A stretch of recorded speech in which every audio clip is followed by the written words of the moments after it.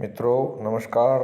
आज हम नेट के जो सेकंड पेपर है कॉमर्स स्ट्रीम का उसके बारे में विस्तार से इसका एनालिसिस कर रहे हैं। इस पेपर में कुल 10 यूनिट्स हैं।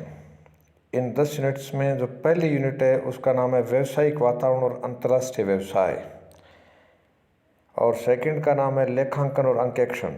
तीसरा है व्यावसायिक अर्थशास्त्र। चौथा यूनिट है व्यवसाय वित्त यानी फाइनेंस कहाँ से आता है। पांचवा है व्यावसायिक सांख्यिकी और रिसर्च मेथड्स।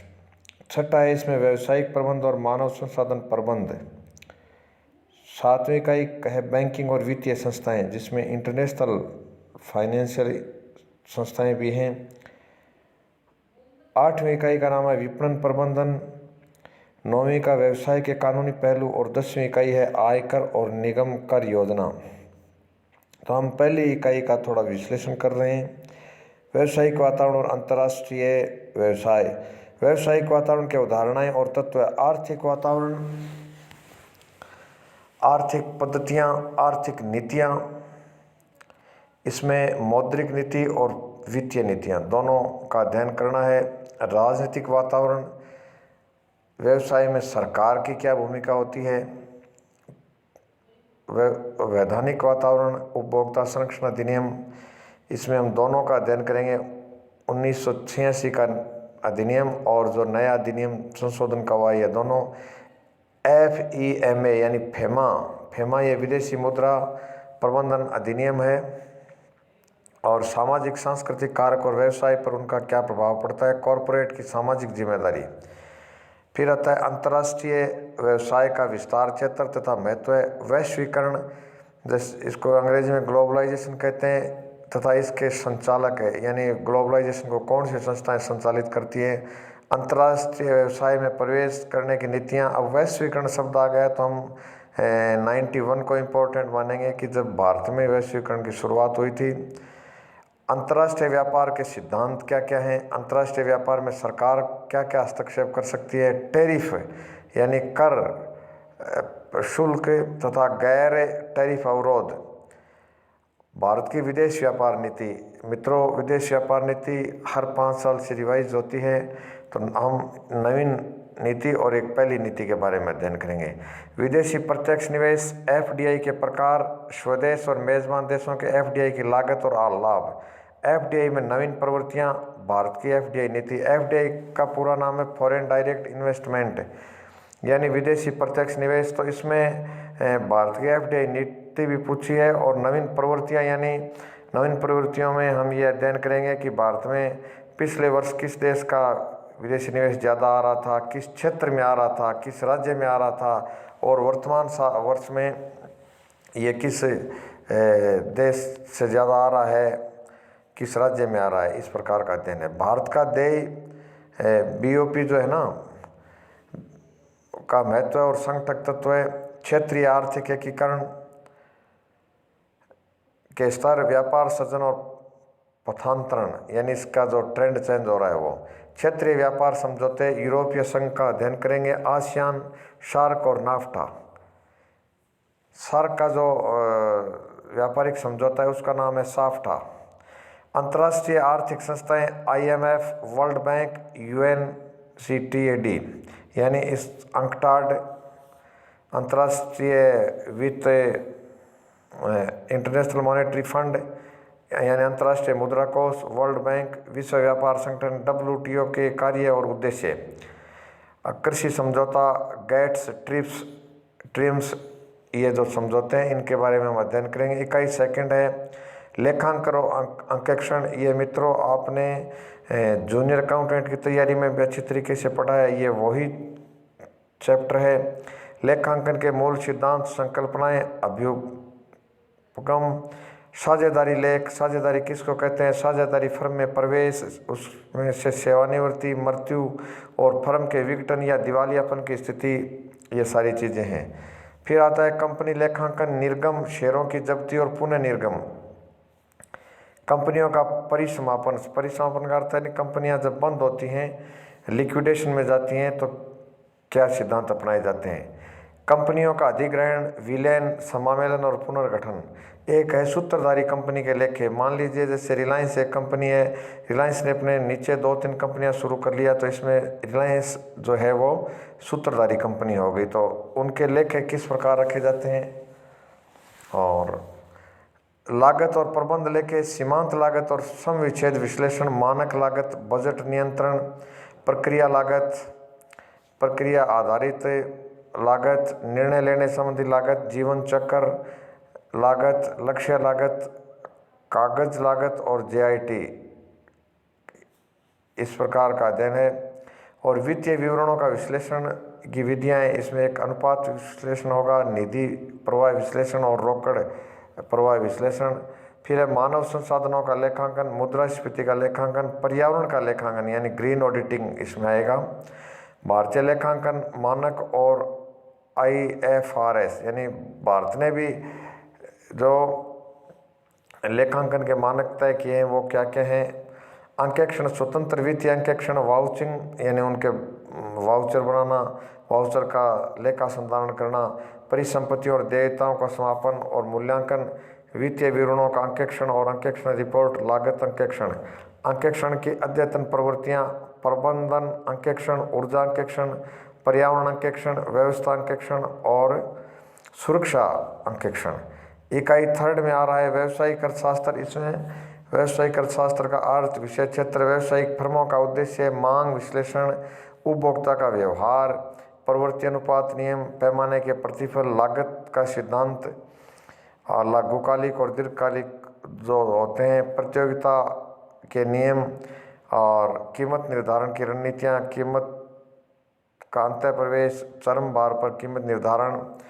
फिर आता है चौथी इकाई में व्यावसायिक वित्त, वित्त का विषय क्षेत्र और स्रोत, पट्टा वित्त पोषण, पूंजी लागत और धन का समय मूल्य, पूंजीगत ढांचा, पूंजीगत बजट, वर्किंग कैपिटल, जोखिम और प्रतिफल विश्लेषण, अंतर्राष्ट्रीय मुद्रा प्रणाली, विदेशी मुद्रा बाजार, विनिमय दर जोखिम और हेजिंग की तकनीकें। हेजिंग गैप को कहते हैं हेजिंग।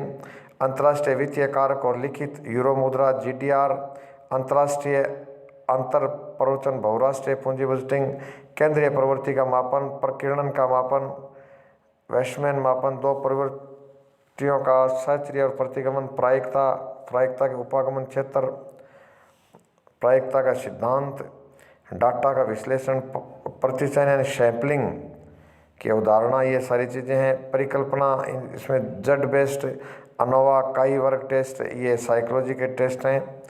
और इसमें रिपोर्ट लेखन। छठी इकाई है व्यावसायिक प्रबंधन और मानव संसाधन प्रबंधन।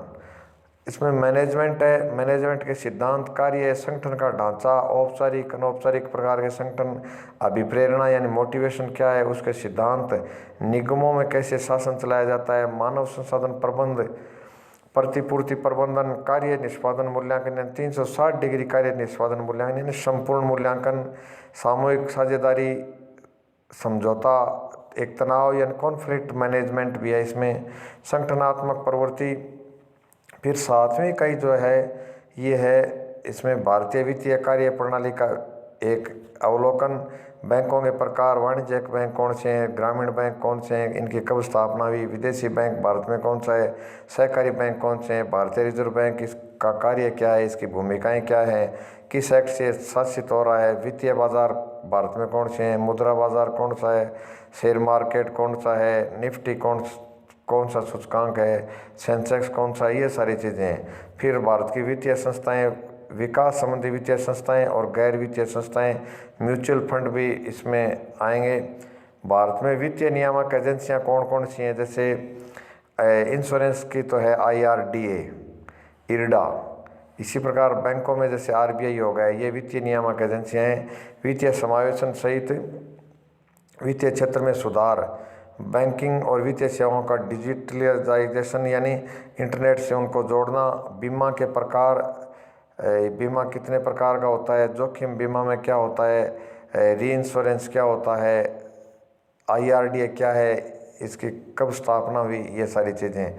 फिर आता है विपणन प्रबंधन, विपणन संकल्पना, उपागमन, विपणन और विपणन का अर्थ होता है मार्केटिंग। फिर उत्पाद का निर्णय, उत्पाद का जीवन चक्र, उसकी नवीन उत्पाद वगैरह बनाने की प्रक्रिया, कीमत संबंधी निर्णय, कीमत को प्रभावित करने वाले कारक, वितरण संबंधी निर्णय, उपभोक्ता का व्यवहार, सेवा विपणन यानी विपणन के बाद भी कौन सी सेवा दी जाएंगी, विपणन की प्रवृत्तियां जिसमें सामाजिक विपणन भी होता है, ऑनलाइन मार्केटिंग जो आजकल खूब चल रहा है इसके बारे में हम जानते हैं, ग्रीन मार्केटिंग क्या है, डायरेक्ट मार्केटिंग क्या है, ग्रामीण मार्केटिंग क्या है, CRM क्या है और संभार प्रबंध क्या है। 9वीं इकाई इसमें भारतीय संविदा अधिनियम कॉन्ट्रैक्ट एक्ट 1872 है।